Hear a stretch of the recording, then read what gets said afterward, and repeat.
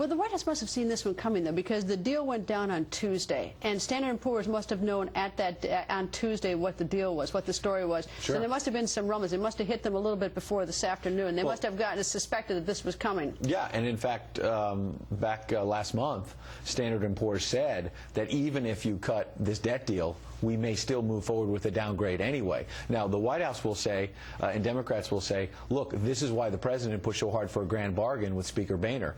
He wanted $4 trillion in deficit cuts because it included some tax changes as well, some new tax revenue.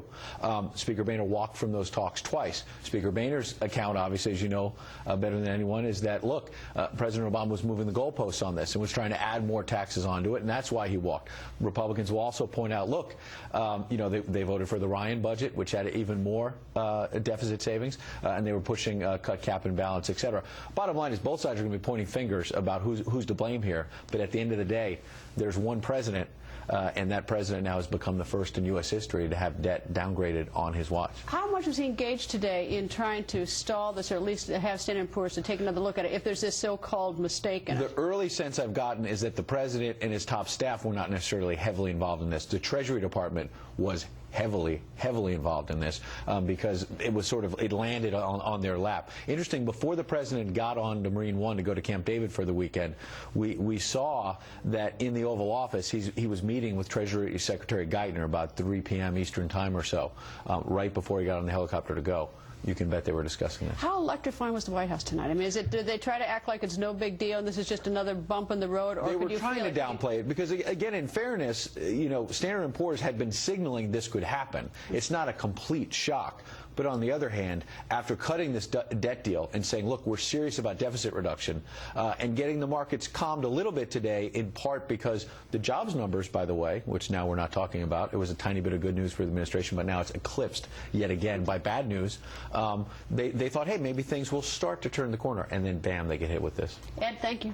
Appreciate it. Joins live from our New York City studio, Neil Cavuto. He's Senior Vice President of FBN and Managing Editor, of course, of Fox Business News. Neil, how serious is this? Well, it could be very serious. I think Ed touched on the bigger issues here. When you have a ratings agency, a premier ratings agency, probably the premier when it comes to sovereign debt, that is the debt of countries. Moody's rates a little higher, or is a little bit of more of a bigger player, Greta, when it comes to corporations. Fitch Investors, another agency you hear a lot of talk about, municipalities, cities, and the like. But when it comes to rating countries and grading countries, S&P is it. And it is essentially saying, as Ed brilliantly pointed out, and by the way, Greta, I digress to say a moment, that the world has started collapsing, timed almost brilliantly to Ed Henry's arrival here at Fox. But again, I want to get over that. I do want to say this, though, that listen to this line, I'm paraphrasing for S&P, fiscal consolidation falls short of what would be necessary. Now, Ed touched on this issue as to whether they were double counting or not counting enough, the $2 trillion in debt that was there. Let's step back from the package itself. And the package itself that was agreed upon by Democrats and Republicans and signed by the president earlier this week, Greta, effectively said we will shave $2 trillion worth of spending over the next 10 years. But this was one of those reports, as Ed has reported as well, that people started kicking the tires and looking at what they bought, what they had signed on to. We realized that what was supposed to be a $2.5 trillion deal was, when scored by the Congressional Budget Office, more like $2.1 trillion. Further, the upfront cuts, part of that $900+ billion first tranche of these waves of spending cuts, weren't big waves at all. In fact, they were barely ripples, more like $28 billion in the next year. Barely a rounding error within a rounding error within a budget. So I think the S&P folks, who had kind of locked themselves into a box and said, look, we had told you a credible package was $4 trillion in 10 years. Now, when I talked to Mitch McConnell, the Senate Minority Leader, when I was down in your fine city, he was saying the only way to get to that $4 trillion was to include revenues and tax hikes. I got to stress, guys, that these agencies are neither Republican or Democrat. They do not care. They just want to see that it adds up to $4 trillion. So they don't make any political statements as to whether the complexion of the deal is such. Let me hear me out.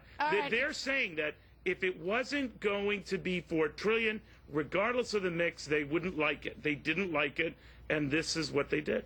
Can we stop putting them up on the altar saying they're neither Republican nor Democrat? Because let's talk about these ratings agencies, because they're the reasons those credit swaps got the AAA ratings and people invested in them, and all of a sudden the economy is falling down. So let's not put these people up on the altar. I'm not putting anyone, please, I'm not putting anyone on a pedestal. I frankly don't care who's to blame. By the way, when it comes to Washington pointing fingers, it too missed a lot of this. So I'm not making excuses for the ratings agencies. I am telling you. How much do we take them? But I mean, if they're so up to their eyeballs in creating this sort of cataclysmic problem in our economy, to what extent are we held hostage to them tonight on a Friday night because they don't like the deal, whether it's legitimate or not? It's sort of bizarre that we're falling.